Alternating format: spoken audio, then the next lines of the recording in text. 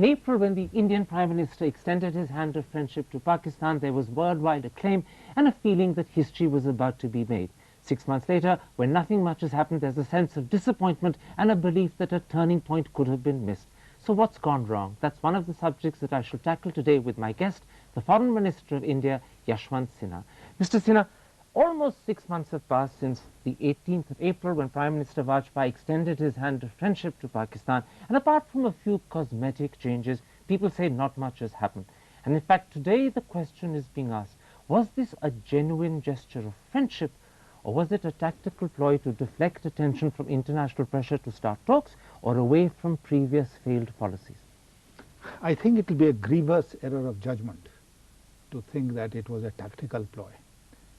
The Prime Minister of India, Mr. Vajpayee, was very sincere when he extended his hand of friendship, and the circumstances in which that hand of friendship was extended to Pakistan on the 18th of April in Srinagar, in Jammu and Kashmir, is something which is already well known. Then can I ask this? Explain to me how on the 2nd, the 6th and the 9th of April, on 3 separate occasions, you as Foreign Minister said that Pakistan was a more fitting case for preemptive action than Iraq. You must be able to understand the circumstances in which this statement was made. I was asked a question about the American action in Iraq, and in that context I said that if cross-border terrorism, if proliferation of weapons of mass destruction, their possession, if these were the criteria, then Pakistan fulfilled all those criteria much, much better than Iraq did. You were responding to a question in the Hindustan Times interview on the 6th of April, but on the 2nd of April, 4 days earlier, to AFP, you said, I think all the people in the international community realize that India has a much better case to go for preemptive action against Pakistan than US has in Iraq. That wasn't an answer to a question. That was a statement by you. No, I was talking to a journalist. What about in Parliament on the 9th of April? Let me remove certain misunderstandings, particularly about the right to preemptive strike against Pakistan. I'm quite sure nobody in this House will disagree with me when I say that no country deserves more than Pakistan to be tackled in this way. No, so what is the question? In other words, clearly this is not the sentiment of a country that's extending a hand of friendship. No, these are two different things, because even after the Prime Minister extended a hand of friendship on the 18th of April, he came out quite forthrightly and clearly that cross-border terrorism has to stop. So on that, there is no change in India's position. Okay, let me put No, but I must go back to the question that you asked, the first question. Was it genuine or was it tactical? No, that's not. That whether it was genuine, yes, and whether it was tactical. And I said it was a genuine offer, and that it will be a grievous error for anyone to think that we have not made progress. We have made a lot of progress since April 18. And Foreign Minister, also, you've exchanged High Commissioners, you've raised the level of representation in your High Commissions by 7 or 10 people, and now you have in fact a bus flying. You haven't even got planes and trains between the two countries. What progress have you made? No, the real progress, Karan, will come when the two countries will sit down and start talking. That will be the real progress. This is all this process that you are talking about is the process of normalization of the relationship between the two countries. And the steps that we have taken are very important steps. I very much want to talk about when the two countries will sit down and start talking. That's the big question that no one seems to have an answer to. But go back to the reasons why people suspect that the gesture may not in fact be sincere. 3 weeks before Mr. Vajpayee extended his hand of friendship, the United States State Department, after the Nadi Marg massacre, publicly called upon India and Pakistan to resume dialogue. Were you responding to that international pressure? No, there is no international pressure whatever. None? I mean, this is something which we must be able to get out of our mind. I don't know why we as Indians must always rush to the conclusion that we are always acting under some pressure or the other. Because on the 18th of April, the Prime Minister referred to vehemently, no, I like to vehemently deny this, that India ever acts under pressure. Except some spokesperson somewhere is making a statement And you take that as pressure Except on the India. 18th of April when he was The Prime extending Minister his of India, hand of Mr. friendship. Karan Thapar, does not act under any pressure. Except on the 18th of April when he was extending his hand of friendship. On 2 occasions he said that events in Iraq were a warning to India and Pakistan. You may deny there's pressure, but the Prime Minister is acknowledging that there was pressure. No, so you mean to say that if the Prime Minister had not made that offer, then US would have intervened But in what did he India, mean Pakistan? that Iraq is a warning to India and Pakistan? Because what he was telling was that India and Pakistan must sit together and resolve all issues between them. It was a message more to Pakistan.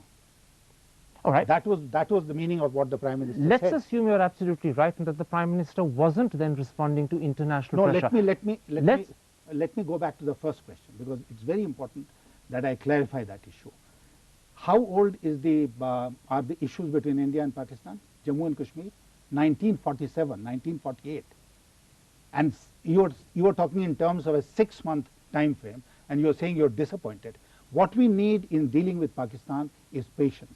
If we do not have patience, then no effort of dialogue between India and Pakistan will succeed. Let's come So back. this is the most important thing. Let's come back, Foreign Minister, to why people believe that the hand of friendship, which they acclaimed when it was extended in April, is now being seen as a tactical ploy. One reason is the circumstances in which it was extended. You say that, in fact, the Prime Minister wasn't acting under pressure. Let's accept that. Another reason given is that was the Prime Minister deflecting attention from the recognition that India had carried out a 9-month-long, 1 million-strong mobilization on its borders with Pakistan, which today even the Deputy Prime Minister doesn't deny failed to stop terror. Were you deflecting attention from your failed policies by opening a new gambit? This shows very inadequate understanding of that mobilization. That mobilization took place after our parliament, the seat of our sovereignty. And continued till October the next year. The seat of our democracy was attacked by terrorists. And continued till October next year. And continued till the next year. In the meanwhile, we had the historic elections in Jammu and Kashmir. And it was a build-up which was defensive. It was a build-up which was supposed to send a signal to Pakistan. And I think in both we succeeded very well. In sending a signal to Pakistan, in holding free and fair elections in Jammu and Kashmir, we achieved our purpose. But you failed to stop terror. Because the mobilization, sir, was on the international border. The mobilization, there are already troops on the line of control. There was hardly any change as far as the line of control is concerned. All right, Minister, let's accept then. It was the international border on which this mobilization. All right, let's accept then that your gesture was genuine, it wasn't tactical, that those who are doubting are being unfair. Then answer this to me. 6 months have passed. If this is a genuine gesture of friendship, why haven't substantive talks between India and Pakistan started on the differences over Kashmir? For the very simple reason that Pakistan has done nothing at all to stop cross-border terrorism. By offering that hand of friendship and giving a chance to Pakistan to come clean on cross-border terrorism, Prime Minister Vajpayee was giving Pakistan another opportunity, a third opportunity, which Pakistan has not done. Except that in May 2001, when you invited General Musharraf to Agra, and terrorism at that point was at least as bad as it is today, no such condition was applied. Why is that condition being applied now? Because you can't go on repeating the same thing over and over again. You know, Can't you? No, you can't. Remember what you said to the Financial Times, when clearly you seem to be under the impression that in fact it wasn't the case. You said to the Financial Times in May, just 3 weeks after the Prime Minister offered his hand of friendship, that the cessation of cross-border terrorism wasn't a precondition for starting talks. It was, perhaps you said, a condition for their successful outcome. Yeah. Were you contradicting your government? No, I was not. And that's one point which I'd like to make to you, is that you must give me time when you are quoting my extracts from what I have said earlier to explain to you. You know, we can't jump from one question to another and leave the whole thing in the lurch. That statement was made in the context of the fact that the Prime Minister did not wait for cross-border terrorism to stop to offer his hand of friendship. But we have clearly said, both the Prime Minister and I have said clearly, that what we need with Pakistan is not one round of dialogue. What we need with Pakistan is sustained dialogue over a period of time. Except it hasn't started. It shows no sign of No, starting. again, let me complete. Don't interrupt me when I'm because it disturbs my train of thought. The sustained dialogue over a period of time cannot take place and cannot be meaningful and productive if cross-border terrorism is going on. So what we are saying is, therefore, in order to make a successful outcome of sustained dialogue, cross-border terrorism has to end. But in making his intentions clear, the Prime Minister of India did not wait for cross-border terrorism to end. That is what I was telling the for the fact, Financial Foreign Times. Minister, that the problem with your condition is that the whole world knows that Pakistan uses cross-border terrorism as a lever to bring India to the table. Surely you can't expect them to give it up before the talks begin. So what, I mean, you were being worse than a devil's advocate. You were saying that poor chap, poor Pakistanis, you know, what is the lever that they have against India except to carry on with cross-border terrorism? It wasn't your condition in May 2001. No, Why are you making it a condition today? Because after May 2001, it has become worse, and it cannot be allowed to become worse. In other words, you've been boxed into a corner. No, we have not been boxed into a corner. We have all our options open. And we have also, I have also said, Prime Minister has said, and I like to reiterate that as far as the process is concerned, we are going ahead with it. We'll continue to go ahead with it. We are encouraging a lot of things. We are taking a number of steps. We'll carry on. This is very interesting. You say, as far as the process is concerned, we are going ahead, we are going to continue with it, and yet the reasons why people doubt that the gesture is genuine is not just to do with the circumstances in which it was made, not just to do with the conditions which were attached to it, it's also to do with the language that you and your foreign ministry has been using. Let me give you an example. When Khurshid Kasuri, the Pakistan foreign minister, said that he wanted to come to India to personally invite our Prime Minister for the SAARC summit, you made it very clear that he wasn't welcome. Your spokesman actually went to the extent of suggesting that he would be barging in. People regard that as extreme discourtesy. Did Kasuri speak to you about coming to India? The Kasuri made it pretty clear in the papers what he thought of the response. Is this how diplomacy is conducted? Through newspapers, through the media?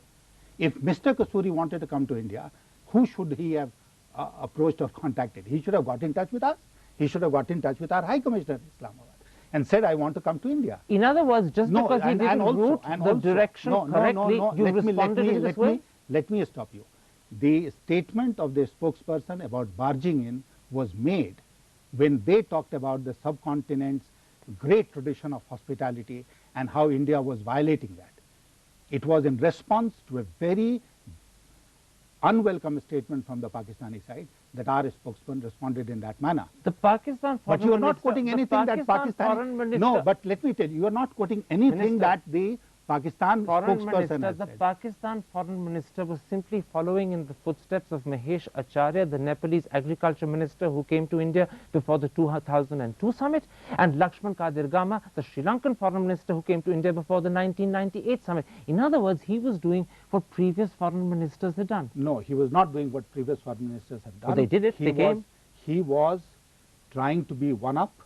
There have been... How do you know this? Because I know that in all the summits which have been held, so far, 12, 13 of them, there have been only 2 or 3 occasions when some minister or the other has travelled. The last 2? No, not the last 2.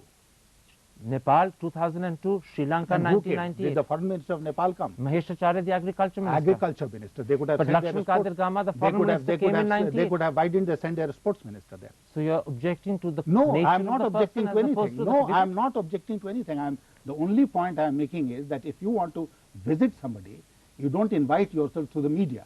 You get in touch with them directly. All right, let's concede that Mr. Kasuri was inviting himself, as you say, through the media. He was doing it the wrong way. But then what about this last September in New York, when General Musharraf raised Kashmir at the Norwegian Prime Minister's Conference on Terrorism? Your Foreign Secretary turned around and accused him of an annual Kashmir itch and advised him to fast for a month. Now, that's not the language of seeking friendship. That sounds as if you're trying to turn the man into an enemy. The problem, Karan, is that you're reducing the whole interview to just India-Pakistan. I'm sorry to say this, but you and the rest of the media is just concentrating on one issue, and that's India-Pakistan. 1. 2, the other mistake that you are making is that you are just quoting what Indian spokesperson has said without correlating it with what the Pakistanis have said. What did General Musharraf say in that conference with the Norwegian Prime Minister called? What did General Musharraf say when he General spoke in the... Musharraf raised Kashmir as an issue that Pakistan has always done. When you extended your hand of friendship, you knew he was going to do this. Why then respond in this way when he does? I can't understand this attitude that you have a person here who is constantly day in and day out denigrating India, abusing India, and if we are saying something in response, you are blaming us. That why did you respond? Why wouldn't we respond? Because you extended the hand of friendship. You wanted to open a new chapter. Presumably, you weren't expecting Pakistan to give up their platform on their position. Of course we expect the Pakistan. You expect them to give up their platform and their position? Yes. In other words, to So respond, what is all this about? In other if words, they are holding on to their position, their platform of cross-border you aren't terrorism, giving up your position. You're simply extending the hand of friendship. We are in extending the hand of friendship. We are saying stop this violence, stop this cross-border terror. There can be nothing more vicious than terrorism and cross-border terrorism at that. Mr. Are you condoning that? Let me put it like this. When Mr. Vajpayee 6 months ago extended his hand of friendship, not only did India win worldwide praise, but people said India had secured the moral high ground today because of the way you're dragging your feet, the excuses you're giving for not talking, the language that you're using. People say that you're losing that high ground, you're becoming an obstacle. The credit you gained is slipping away. I don't know how many people you talk to. I talk to a lot of people. I talk to a lot of foreign ministers. I talk to a lot of other foreigners. And I don't get that impression that you are trying to convey here. No, I think India's case is very well understood. India's case is very well appreciated. And the whole international community is with us in condemning terrorism and especially cross-border What about terrorism. your critics at home who point out and say that India doesn't have a coherent and well thought out policy with Pakistan? It's going around in circles.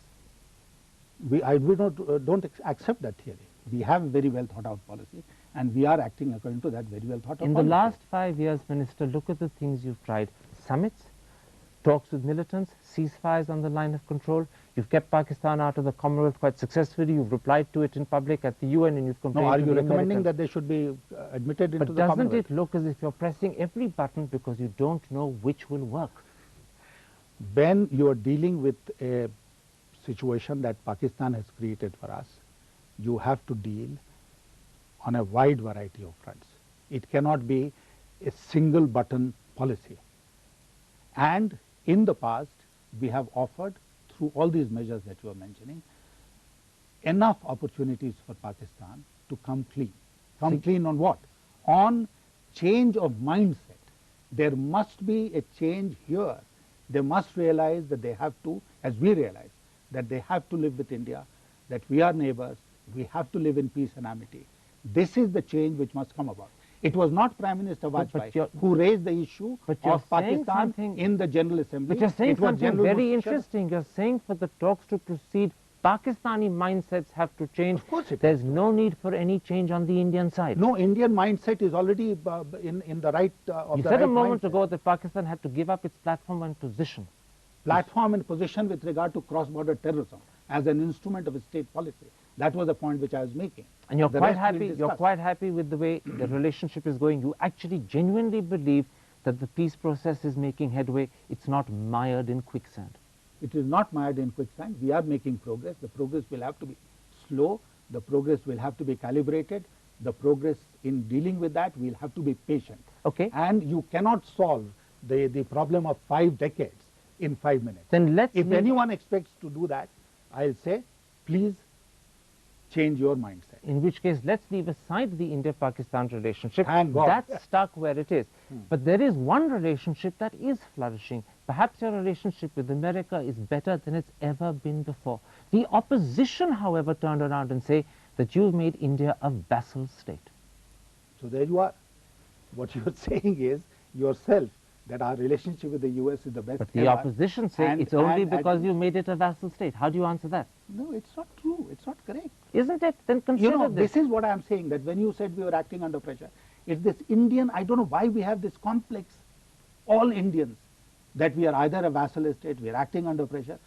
We are a proud nation of 1 billion people. Except for we the- are the largest democracy in except the for world. the fact, we are an Foreign economic Minister- power. Why can't we face the world with the kind of confidence we should have. Except for the fact, Foreign Minister, that within 24 hours of 9/11, your predecessor, Yashwant Sinha, offered the Americans in public military bases, arms and equipment to fight the Taliban regime. And 4 months earlier, India became perhaps the first country in the world to support America's controversial National Missile Defense Plan. Two major departures from India's traditional foreign policy.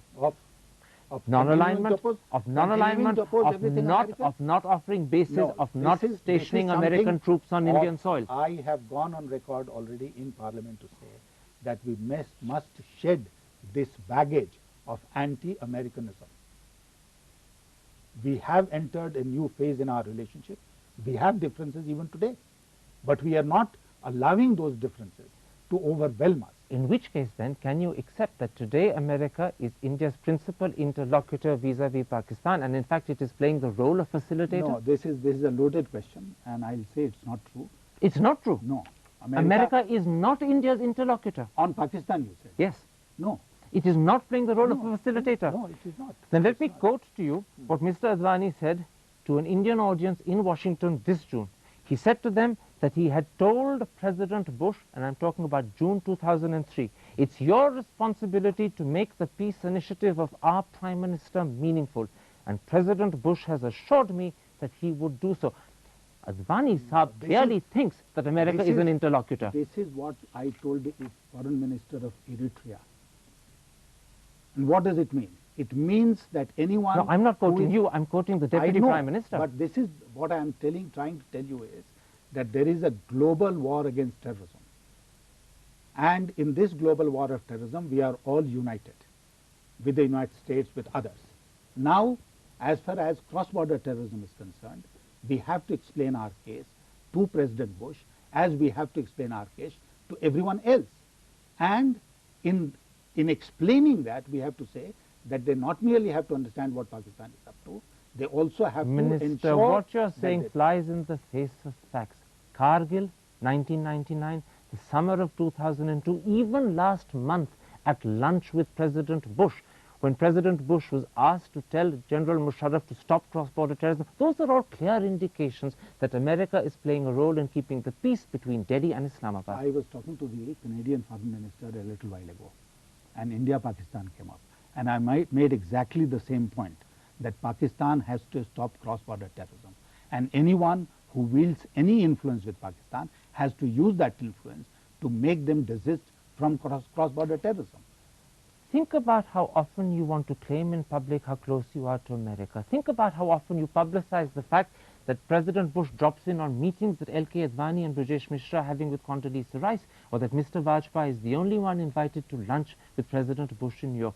You want to be seen to be close, and yet you won't admit that you need them as interlocutors, that you're successfully using them. You are using the wrong phrase all the time. We don't need any interlocutors as far as Pakistan. You're using them as interlocutors, no, very successfully as well. No, we are only that part of India-Pakistan relationship which consists of cross-border terrorism. Absolutely. By so Pakistan. on the subject of cross-border terrorism, the services of the American government, their good offices are being used. Their good offices are not being used. This is a global war against terrorism where any good offices which are available to India will be used. Absolutely, but the good offices that are most often available are those of Washington. Why aren't you talking about what conversations we've had with Tony Blair and Jack Because Straw? the man who matters... No, because you are not interested. Because the man who matters most of all is President Bush. Because you are hitched on the US. The amazing thing is that, in fact, people who admire your policy give you credit for having dropped the traditional Indian antipathy to America, for having made America a facilitator, yet you don't want to accept that credit. Have you not got the courage of your convictions? No, it's not a question of courage or conviction.